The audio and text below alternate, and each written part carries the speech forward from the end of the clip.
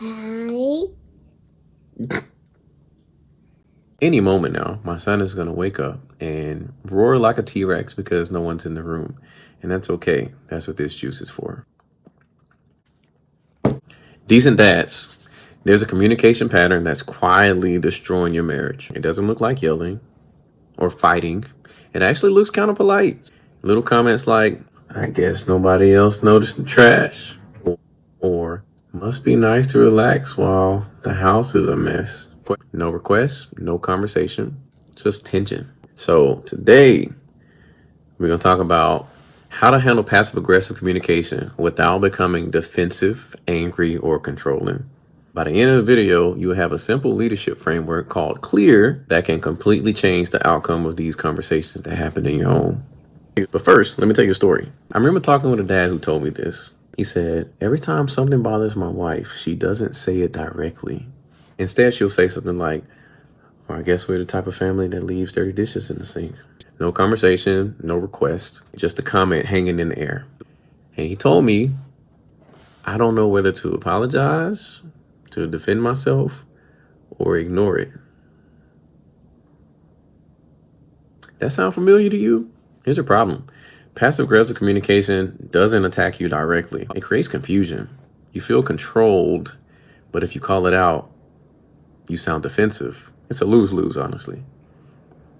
And the reason this happens is actually deeper than most people realize. At the root, passive aggressive behavior usually comes from people who don't feel safe speaking truth directly. Which means, as Christian dads, we need to lead differently. Before we talk about what to do, let me ask you something. Have you ever caught yourself thinking, why can't they just say what they mean? Hold on to that thought, because the first step of CLEAR actually solves that. So let's get into it. The C, communicate expectations beforehand. One of the biggest triggers for passive aggressive behavior is unspoken expectations. When expectations are vague, resentment grows quietly. And resentment almost always comes out indirectly. This is why strong leadership in the home requires clarity up front. Not control, clarity. So instead of waiting until frustration builds, a dad might say, hey, let's make sure dishes are done before bedtime so mornings are a little bit easier for us. Lead with let's. Clear expectations remove the guessing game. And scripture actually encourages this kind of clarity. Habakkuk chapter 2 verse 2 says, write the vision, make it plain on tablets, so that he may run who reads it. In other words, when the vision is actually clear, people can move forward with it. So ask yourself, do people in my home know what I expect? Or are they constantly trying to interpret hints? Because clarity is the first step towards peace. But here's something that might surprise you. The next step isn't talking, it's listening. So the L in CLEAR stands for listen to them speak freely. Many passive aggressive people became that way because someone muted their voices earlier in life. Maybe they grew up in a home where speaking out honestly caused some type of conflict, or where their opinions are dismissed, or they were punished for expressing their frustration. So instead of speaking directly, they learned to communicate sideways. Which means if you want to lead well as a dad, you must create a home where people feel safe to speak openly. Scripture is incredibly direct about this. In James chapter 1 verse 9, it says, let every person be quick to hear, slow to speak, and slow to become angry. I feel like I've mentioned this before. Notice the order. Hear first, speak second. So ask yourself this question. When someone in your family talks about frustration, do you listen to understand, or do you listen to shut it down? Do you listen to understand, or do you jump straight in to fix it or defend it? Because listening is what opens the doors to real honesty. But listening alone isn't enough. A healthy relationship still needs boundaries. So the E stands for establish firm boundaries. Let's define something important. A boundary is not a punishment. It's simply a border to protect the relationship. Think of it like a fence around your yard. It exists to protect what's valuable. Without boundaries, passive aggressive patterns continue forever. But when a dad calmly establishes limits, something powerful happens. The relationship becomes safe and predictable. Scripture shows us ways that boundaries are actually wise. In Proverbs chapter 4, verse 23, it says, "Keep your heart with all vigilance, for from it flow the springs of life." Protecting your heart and your home is biblical leadership. So if someone makes a passive comment like, "Well, I guess nobody cares about keeping it clean around here," a calm boundary might sound like, "I want to hear what you need, but let's talk about it directly." No attack, no escalation, just clear direction. But there's another mistake that many dads make here, and it actually makes things worse. So the A in clear stands for avoid name calling. I know it might seem simple, but it's tempting to say, "Stop being passive aggressive."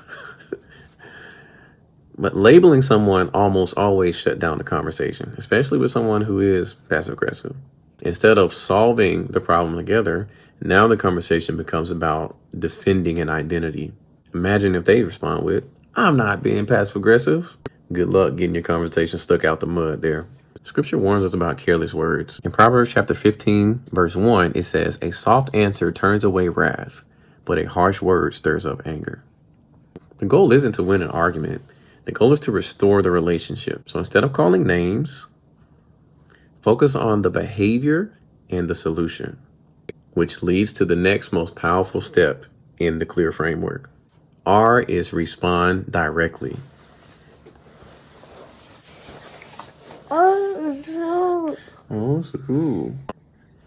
R, respond directly. Here's the truth that changes everything.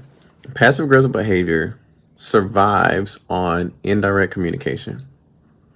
So when someone responds directly and honestly, the pattern collapses. Assertiveness is like sunlight to passive aggression. So if someone says, "Oh, I guess you're too busy to help," a direct response might be, "Are you asking for help right now?" Calm, simple, direct.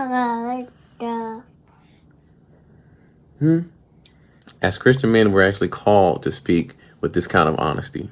In Ephesians chapter 4, verse 25, it says, "Therefore, having put away falsehood, let each one of you speak the truth with his neighbor, for we are members of one body." Truth spoken clearly is not aggression. It's leadership. So let's remember the framework. C, communicate expectations beforehand. L, listen to them speak freely. E, establish firm boundaries. A, avoid name calling. And R, respond directly. When dads lead with clarity, homes become less confusing. Bless you. Conversations become more honest and relationships become healthier. Here's the deeper question. What if the goal isn't handling passive aggressive behavior? What if the goal is building a home where truth feels safe? Because when truth is safe, passive aggression disappears. And that's the kind of home every father should fight for. I want to hear from you. Comment below. Let me know what's the most confusing passive aggressive comment that you've ever heard. Or if you want more content to help you lead your families with wisdom, with faith, and with strength, make sure you subscribe.